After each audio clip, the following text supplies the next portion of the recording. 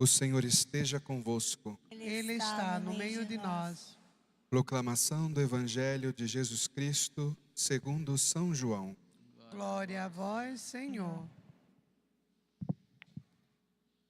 Naquele tempo, ao passar, Jesus viu um homem cego de nascença. Os discípulos perguntaram a Jesus: Mestre, quem pecou para que nascesse cego, ele ou seus pais? Jesus respondeu: Nem ele nem seus pais pecaram, mas isso serve para que as obras de Deus se manifestem nele. É necessário que nós realizemos as obras daquele que me enviou, enquanto é dia. Vem a noite, em que ninguém pode trabalhar. Enquanto estou no mundo, eu sou a luz do mundo. Dito isso, Jesus cuspiu no chão, fez lama com a saliva e colocou-a sobre os olhos do cego. E disse-lhe: Vai lavar-te na piscina de Siloé, que quer dizer enviado. O cego foi, lavou-se e voltou enxergando. Os vizinhos e os que costumavam ver o cego, pois ele era mendigo, diziam: Não é aquele que ficava pedindo esmola? Uns diziam: Sim, é ele. Outros afirmavam: Não é ele, mas alguém parecido com ele. Ele, porém, dizia: Sou eu mesmo. Então lhe perguntaram: Como é que se abriram os teus olhos? Ele respondeu: Aquele homem chamado Jesus fez lama, colocou-a nos meus olhos e disse-me: Vai a Siloé e lava-te. Então fui, lavei-me e comecei a ver. Perguntaram-lhe: Onde está ele? Respondeu: Não sei. Levaram então aos fariseus o homem que tinha sido cego. Ora, era sábado, o dia em que Jesus tinha feito lama e aberto os olhos do cego. Novamente, então, lhe perguntaram os fariseus como tinha recuperado a vista. Respondeu-lhes: Colocou lama sobre meus olhos, fui lavar-me e agora vejo. Disseram então alguns dos fariseus: Esse homem não vem de Deus, pois não guarda o sábado. Mas outros diziam: Como pode um pecador fazer tais sinais? E havia divergência entre eles. Perguntaram outra vez ao cego: E tu, que dizes daquele que te abriu os olhos? Respondeu: É um profeta. Então os judeus não acreditaram que ele tinha sido cego e que tinha recuperado a vista. Chamaram os pais dele e perguntaram-lhes: Este é o vosso filho, que dizeis ter nascido cego? Como é que agora está enxergando? Os seus pais disseram: Sabemos que este é nosso filho e que nasceu cego. Como agora está enxergando, isso não sabemos. E quem lhe abriu os olhos, também não sabemos. Interrogai-o, ele é maior de idade, ele pode falar por si mesmo. Os seus pais disseram isso porque tinham medo das autoridades judaicas. De fato, os judeus já tinham combinado expulsar da comunidade quem declarasse que Jesus era o Messias. Foi por isso que seus pais disseram: É maior de idade, interrogai-o a ele. Então os judeus chamaram de novo o homem que tinha sido cego. Disseram-lhe: Dá glória a Deus. Nós sabemos que esse homem é um pecador. Então ele respondeu: Se ele é pecador, não sei. Só sei que eu, que era cego, agora vejo. Perguntaram-lhe então: Que é que ele te fez? Como te abriu os olhos? Respondeu ele: Eu já vos disse e não escutastes. Por que quereis ouvir de novo? Por acaso quereis tornar-vos discípulos dele? Então insultaram-no, dizendo: Tu sim és discípulo dele. Nós somos discípulos de Moisés. Nós sabemos que Deus falou a Moisés, mas esse não sabemos de onde é. Respondeu-lhes o homem espantoso: Vós não sabeis de onde ele é? No entanto, ele abriu os meus olhos. Sabemos que Deus não escuta os pecadores, mas escuta aquele que é piedoso e que faz a sua vontade. Jamais se ouviu dizer que alguém que tenha aberto os olhos a um cego de nascença. Se este homem não viesse de Deus, não poderia fazer nada. Os fariseus disseram-lhe: Tu nasceste todo em pecado e está nos ensinando? E expulsaram-no da comunidade. Jesus soube que o tinham expulsado. Encontrando-o, perguntou-lhe: Acreditas no Filho do Homem? Respondeu ele: Quem é, Senhor, para que eu creia nele? Jesus disse: Tu estás vendo, é aquele que está falando contigo. Exclamou ele: Eu creio, Senhor. E prostrou-se diante de Jesus. Então Jesus disse: Eu vim a este mundo para exercer um julgamento, a fim de que os que não veem, vejam, e os que veem se tornem cegos. Alguns fariseus que estavam com ele ouviram isso e lhe disseram: Porventura, também nós somos cegos? Respondeu-lhes Jesus: Se fosseis cegos, não teríeis culpa, mas como dizeis, nós vemos, o vosso pecado permanece. Palavra da salvação. Ave Maria, cheia de graça, o Senhor é convosco. Bendita sois vós entre as mulheres, bendito é o fruto do vosso ventre, Jesus. Santa Maria, Mãe de Deus, rogai por nós, pecadores, agora e na hora de nossa morte. Amém. Podemos nos sentar. Hoje, a nossa liturgia, na primeira leitura, Deus nos ensina que a sua maneira de enxergar as coisas é diferente da maneira como nós vemos. Porque Deus, Ele não olha para a aparência do homem, mas Deus vê o coração. O profeta, quando vai ao encontro dos filhos de Jessé, ele tende a acreditar que o escolhido de Deus seria o filho mais forte, de uma grande estatura, cheio de virtudes humanas. E ele se surpreende, porque dos filhos de Jessé, o escolhido é Davi, o mais jovenzinho, talvez o mais frágil. E isso revela que Deus não escolhe os fortes, mas Ele tem uma predileção por aqueles que são fracos e pequenos. E é por isso que São Paulo ele dizia: quando sou fraco é que sou forte. Muitas vezes nós nos achamos cheios de nós mesmos. Achamos que podemos movimentar a vida das pessoas, exigir, cobrar. E de fato, tantas vezes nós fazemos assim. Mas na verdade quem conduz tudo é Deus.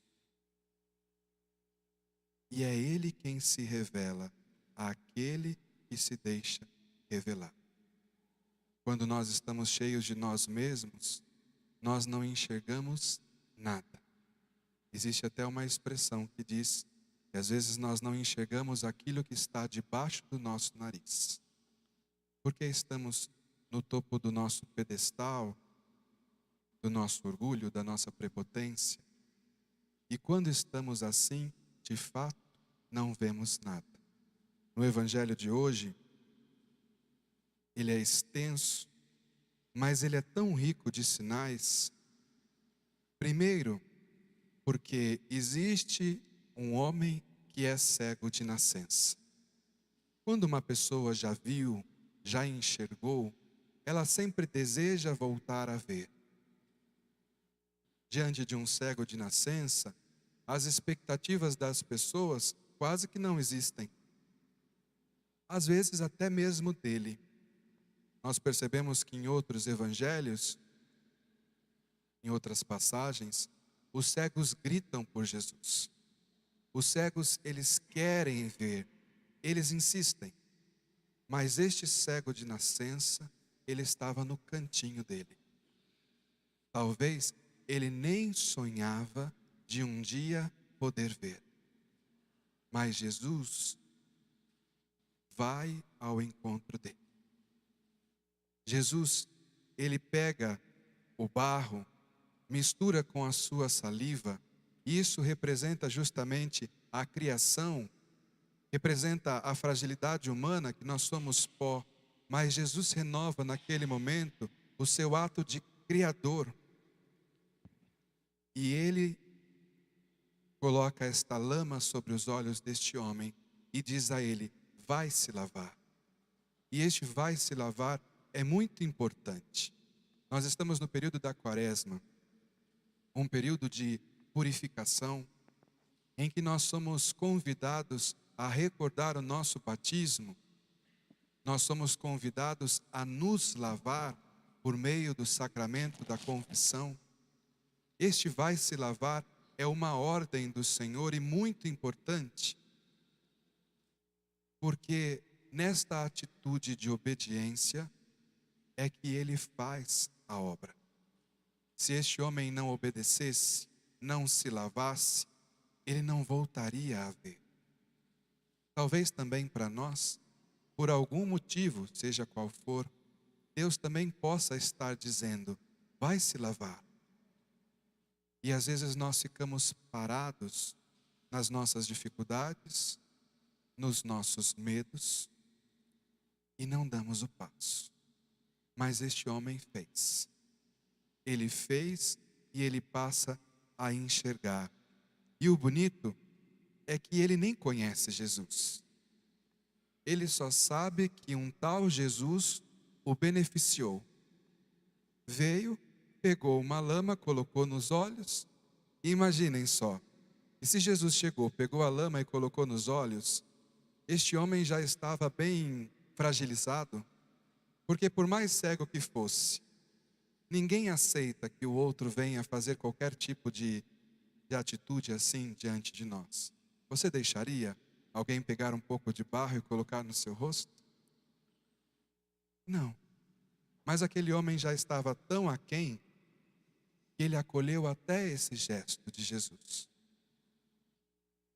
E quando ele enxerga,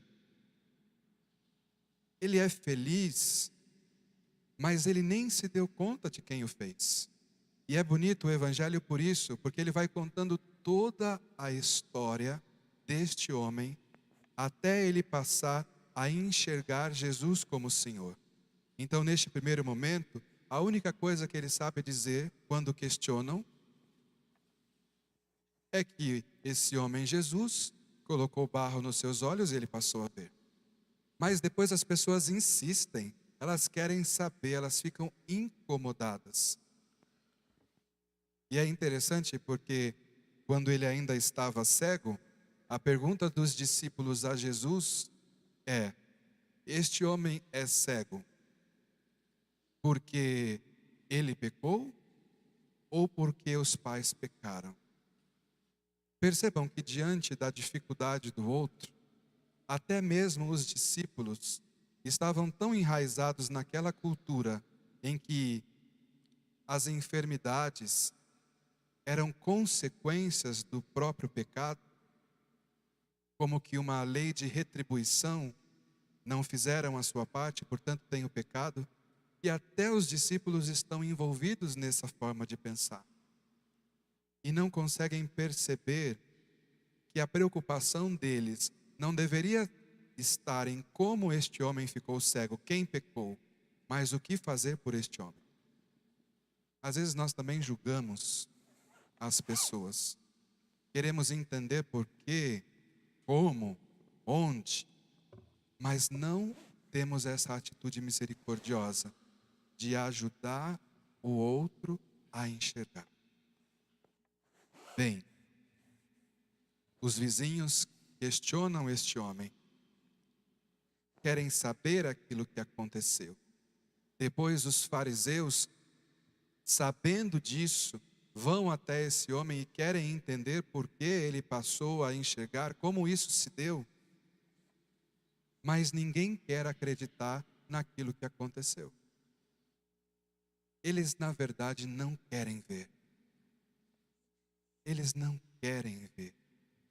Não querem admitir a manifestação de Deus por meio do seu Filho Jesus na vida daquele homem. Mas este homem diz, quando é questionado,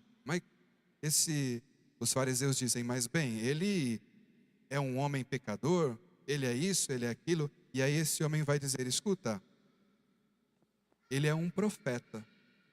E aí nós percebemos que aquele que não conhecia Jesus, o reconhece como profeta.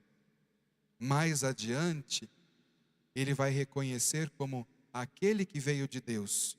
Porque ele diz, como pode alguém que está em pecado, que vive, fazer tantas coisas? Com certeza, este homem veio de Deus. E no final, depois que ele foi expulso do templo, este cego se encontra com Jesus. E nesse encontro com Jesus, Jesus pergunta, você acredita no Filho do Homem? E ele fala, mas quem é? É aquele que está diante de você? É aquele que os seus olhos veem? E este homem diz, eu creio que tu és o Senhor. Nesse evangelho, nós percebemos todos os passos da conversão, que são necessários para todos nós. Reconhecer a nossa miséria, permitir com que Jesus a toque, por isso ele passa a ver, conhecer aquele que o tocou e assumir como o centro, como o tudo da sua vida. É isso que este homem faz e é isso que todos nós somos convidados a fazer. A segunda leitura, São Paulo ele vai dizer, desperta tu que dormes. Às vezes acreditamos que estamos tão cheios de Deus, mas estamos como esses fariseus, que acusam e apontam, mas que são incapazes de reconhecer as ações de Deus no mundo.